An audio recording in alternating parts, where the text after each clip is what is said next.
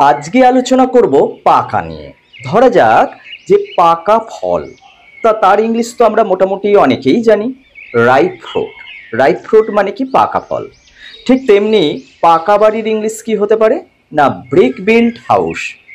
আর যদি বলা যায় যে পাকা রাস্তা, তাহলে তার ইংলিশ হবে মেটালড রোড, অথবা হতে পারে পেভড রোড বা কভালড রোড।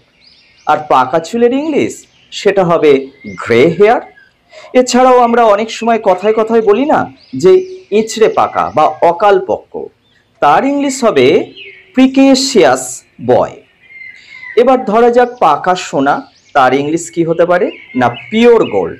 পাকা কথা, ফাইনাল ওয়ার্ড। আর পাকা খবর, তার ইংলিশ কি? Authentic news. অঙ্কে পাকা, তাহলে তার ইংলিশ কি হতে পারে না? তার ইংলিশ হচ্ছে স্ট্রং ইন ম্যাথমেটিক্স।